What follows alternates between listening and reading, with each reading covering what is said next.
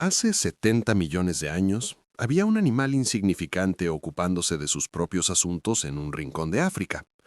No destacaba más que las cebras, los ñus o los babuinos con los que compartía la sabana.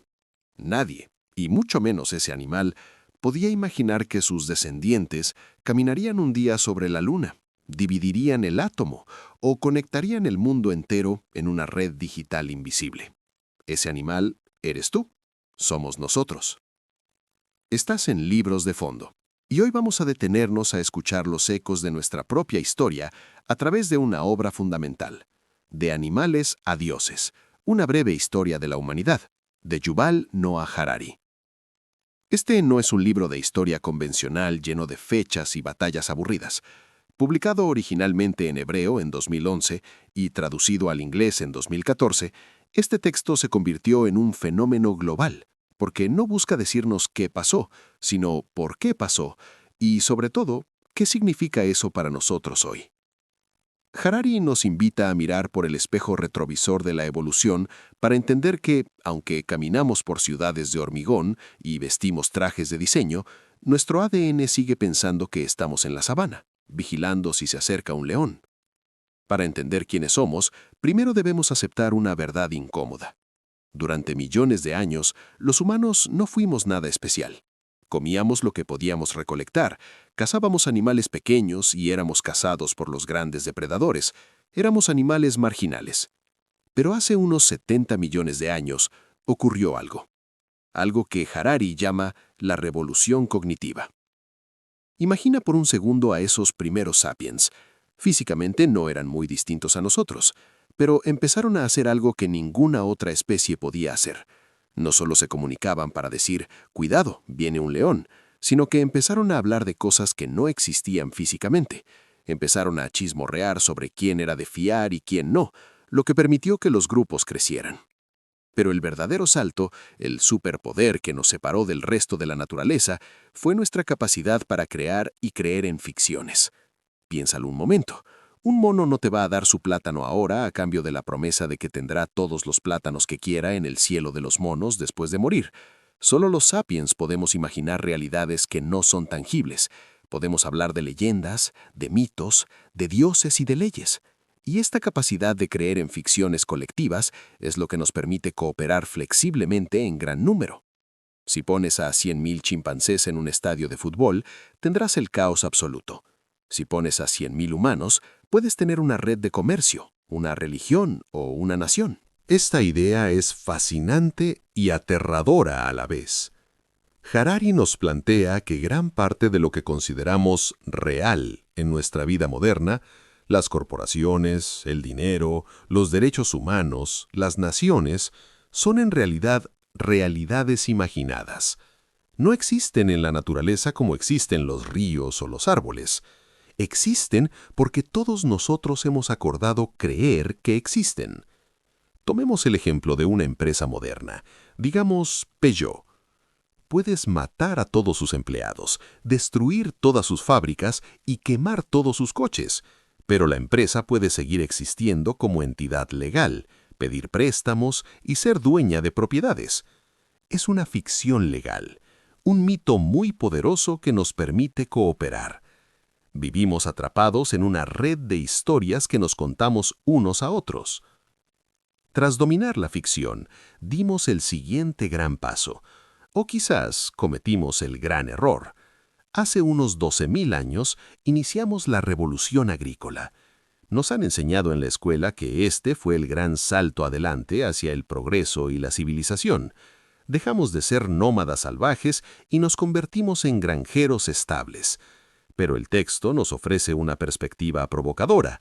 La revolución agrícola fue el mayor fraude de la historia. Tendemos a pensar que nosotros domesticamos al trigo, pero Harari sugiere que fue el trigo el que nos domesticó a nosotros. Piénsalo. Hace 10.000 años, el trigo era solo una hierba silvestre en una pequeña parte de Oriente Medio. Hoy cubre inmensas superficies del planeta. ¿Cómo lo logró? Manipulando al Homo sapiens.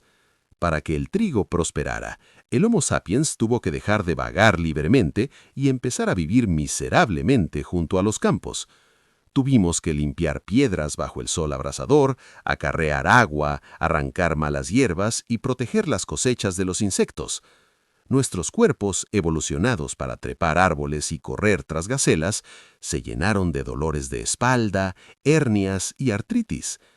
A cambio de este sacrificio, no obtuvimos una dieta mejor, sino peor y más monótona. No obtuvimos más seguridad, sino que nos hicimos vulnerables a las sequías y a las plagas. La agricultura permitió alimentar a más gente, sí, pero bajo condiciones peores. Fue una trampa. Y aquí entra un concepto filosófico vital que Harari llama la trampa del lujo.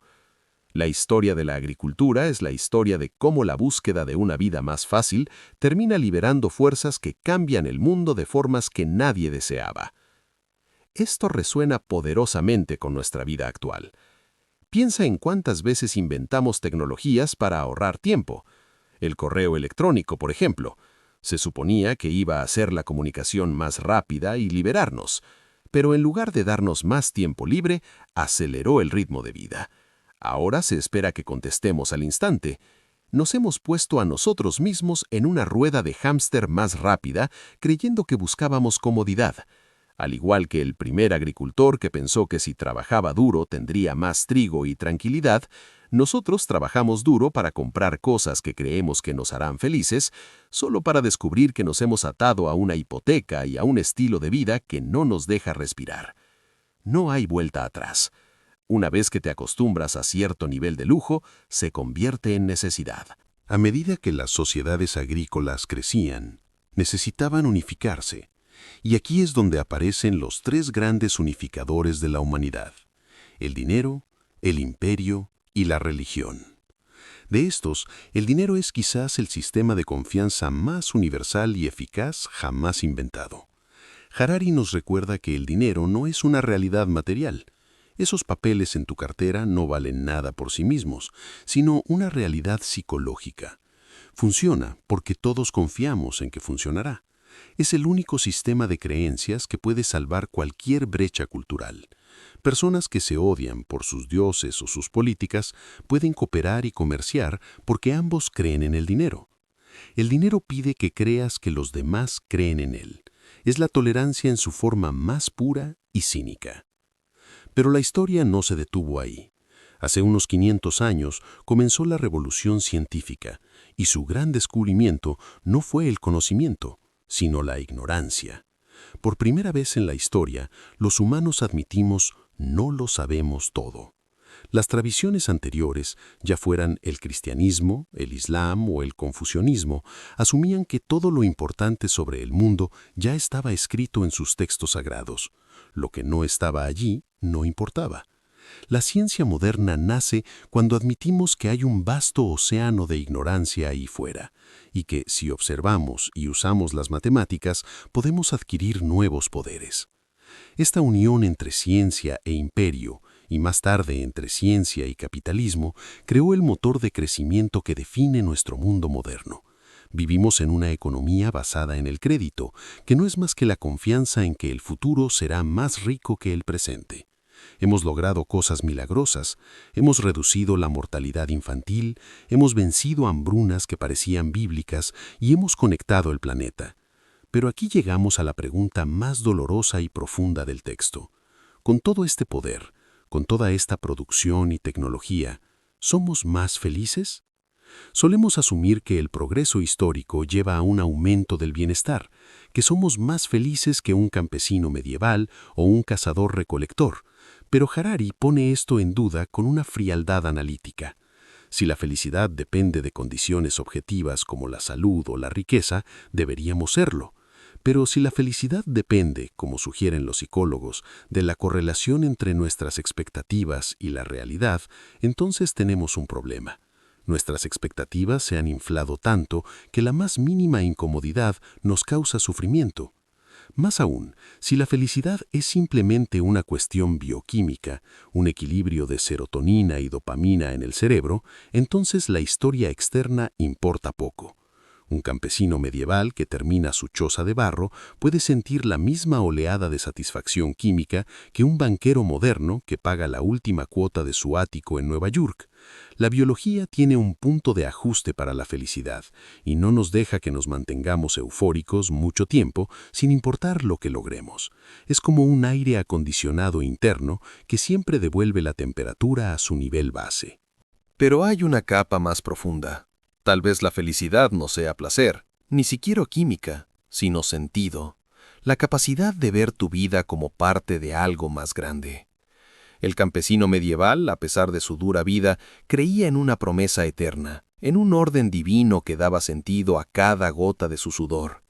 El hombre moderno, secular y alienado, a menudo se encuentra frente a un vacío existencial.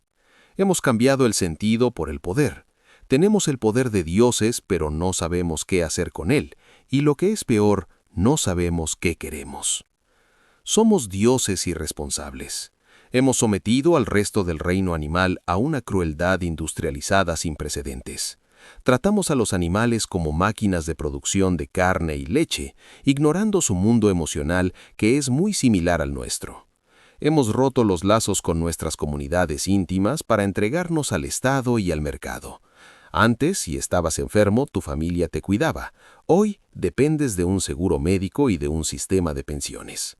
Hemos ganado libertad individual, sí, pero el precio ha sido una soledad estructural. Al cerrar este análisis, nos quedamos con una visión del futuro que es a la vez fascinante y perturbadora. Estamos a las puertas de cambiar las reglas del juego de la vida. Durante 4 millones de años, la vida se rigió por la selección natural.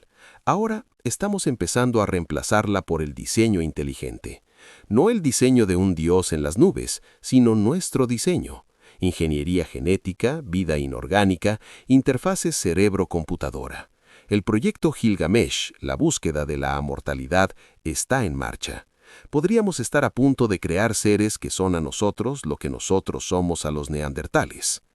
La historia de Sapiens es la historia de un animal que pasó de no ser nadie a convertirse en un dios, pero que sigue sin estar satisfecho. Hemos avanzado mucho construyendo pirámides, imperios y ordenadores, pero ¿hemos avanzado en conocernos a nosotros mismos?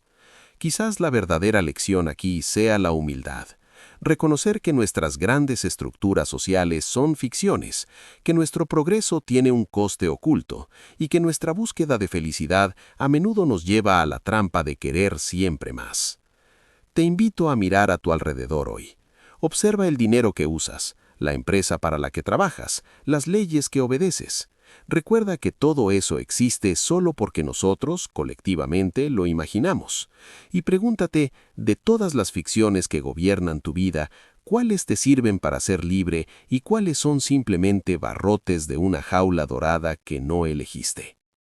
Gracias por acompañarnos en este viaje por nuestra propia naturaleza en Libros de Fondo.